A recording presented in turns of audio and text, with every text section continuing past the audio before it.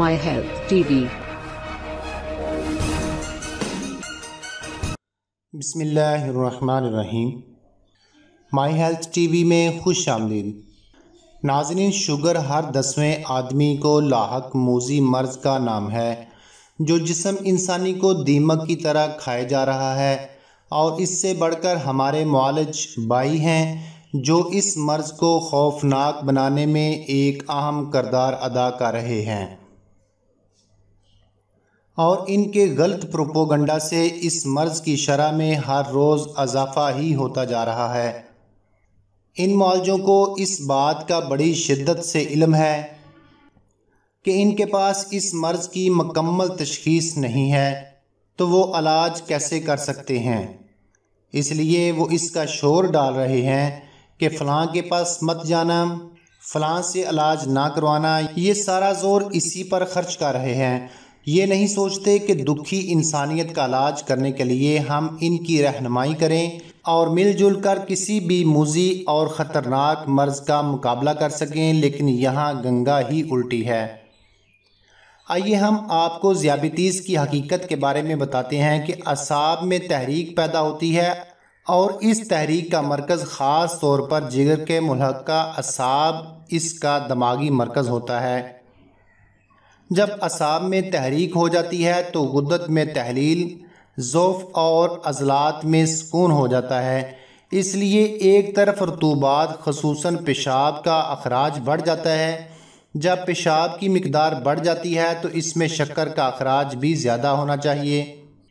دوسری طرف غدد خصوصاً جگر اور لبلبا کے افعال میں تحلیل، ضعف واقع ہو جاتا ہے۔ جگر کی تحلیل سے وہ شکر کو پورے طور پر ہضم نہیں کر سکتا، اور پھر یہی غیر منہضم شکر اعصاب میں مزید تحریک بڑھاتی رہتی ہے۔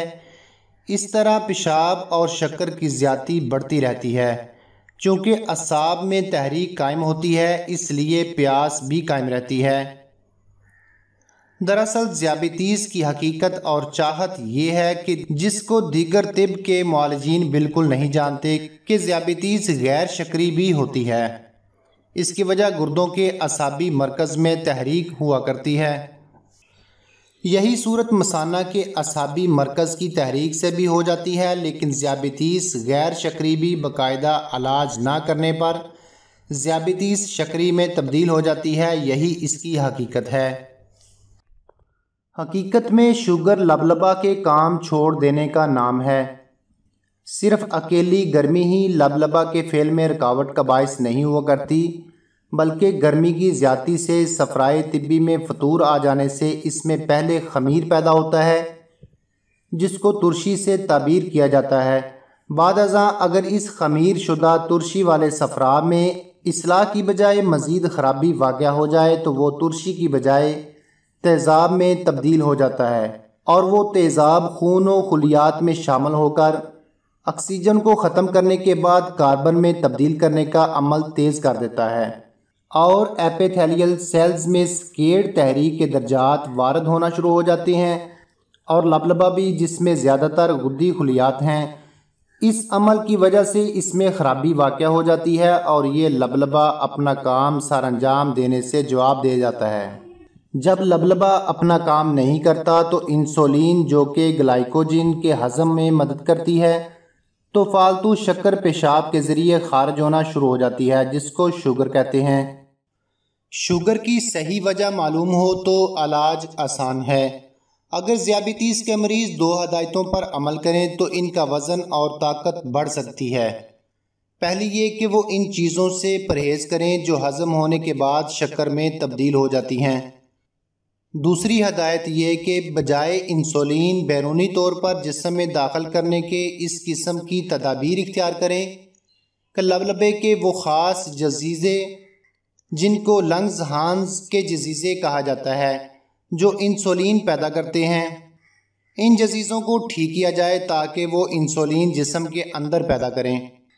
غور کیجئے، انسانی جسم ایک فیکٹری ہے جہاں تحلیل اور استحالے کا عمل جاری رہتا ہے۔ ہر قسم کی غذاؤں کا عمل منہ ہی سے شروع ہو جاتا ہے۔ لعاب دہن میں تقریباً 20 لطیف مادے ایسے ہیں جو غذا کو تحلیل کرتے ہیں، ان میں سے بعض اتنے لطیف ہوتے ہیں کہ تھوک میں ان کا 10 لاکھواں حصہ موجود ہوتا ہے۔ جو ہی کوئی چیز بطور غذا مثلا روٹی کا لقمہ یا آلو کا ٹکڑا، تو ایک لطیف جوہر جس کو ٹیالین کہتے ہیں اس غذا کے ٹکڑے کو منہ میں ہی شکر میں تبدیل کرنا شروع کر دیتا ہے۔ یہ بات آپ روٹی کھاتے وقت محسوس کریں گے کہ جوں آپ اس لقمے کو چباتے جائیں گے اس میں خفیف سی مٹھاس محسوس ہونے لگے گی۔ یہ ٹیالین کا کرشمہ ہے۔ غذا کو خوب چبا لینے کے بعد زبان غذا کو گلے میں اتار دیتی ہے۔ حلق کے نیچے ایک کری دار ڈھکن ہے جو نیچے ڈلک کر ہوا کا رستہ بند کر دیتا ہے اور غذا 9 انچ لمبی نالی سے گزر کر معدہ میں پہنچ جاتی ہے۔ یہ عمل اس سہولت سے ہوتا ہے کہ آپ کو اس کی خبر تک نہیں ہوتی۔ معدہ میں تقریباً 3 اونس غذا سماتی ہے، لیکن بعض اشخاص کے معدے اس سے 5 گنا زیادہ غذا کو بھی سما لیتے ہیں۔ انسان کا معدہ ہی وہ فیکٹری ہے جہاں پر تغیر اور استحالے کا عمل ہو کر غذا تحلیل ہو کر ہضم ہوتی ہے۔ علاج کی طرف بڑھنے سے پہلے آپ کو بتاتے ہیں کہ پیشاب میں شکر معلوم کرنے کا دیسی طریقہ کیا ہے۔ پیشاب میں شکر معلوم کرنے کے لیے دیہاتی اور سادہ طریقہ یہ ہے کہ پیشاب ایسی جگہ پر کیا جائے جہاں مکھیاں اور چیمٹیاں موجود ہوں، تاکہ پیشاب میں شکر کی خوشبو ہونے کی وجہ سے اس پر مکھیاں اور چیمٹیاں آ جائیں تو سمجھ لیں کہ آپ کو شوگر کا مرض لاحق ہے۔ بصورت دیگر مکھیاں اور چیمٹیاں پیشاب کے اوپر سے ہو کر گزر جائیں تو آپ سمجھ لیں کہ آپ کو شوگر کا کوئی مسئلہ نہیں ہے۔ اور بعض اوقات تو کتا پیشاب کی مٹھاس کی وجہ سے پیشاب کو بھی چاٹنے لگتا ہے۔ ذیابیطس کا ہومیوپیتھک علاج۔ اگر پیشاب مقدار میں زیادہ آئے اور اس میں شکر نہ ہو تو سکویلا 30 ہر 3 گھنٹہ بعد استعمال کرائیں۔ اگر پیشاب کی زیادتی رات کے وقت ہو تو ساتھ ہی عصبی تکلیف بھی ہو اور پیشاب میں شکر آئے، پیشاب گندلا یا زرد رنگ کا کثیر مقدار میں اور بار بار آئے تو فاسفورس 30 یا فاسفورس 1X میں ہر 3 گھنٹہ بعد دیں۔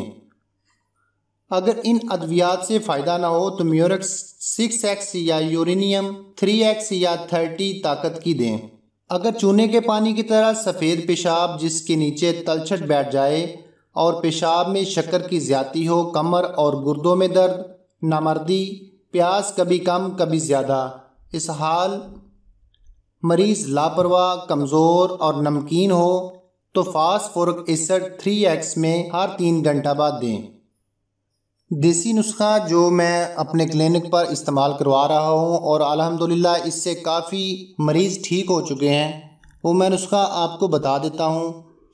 گڑ مار بوٹی 25 گرام، مرچ سیاہ 25 گرام، کالی زیری 25 گرام، اجوائن دیسی 25 گرام، پھلی ککر خام 15 گرام، مغز تخم جامن 15 گرام، مغز بنولا 15 گرام، مغز نیم تخم 10 گرام، تخم غریزی 15 گرام، مغز گٹھلی عام 15 گرام، تخم ہالوں 15 گرام، حلیلہ سیاہ سوختہ 15 گرام، صفوف بنا لیں۔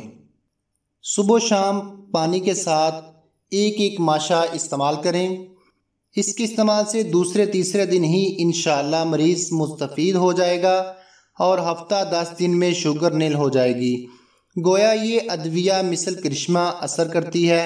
آپ استعمال کریں اور دعاؤں میں یاد رکھیں، اور اس ویڈیو کو لائک اور شیئر ضرور کر دیں تاکہ دوسروں کا بھی کچھ فائدہ ہو سکے۔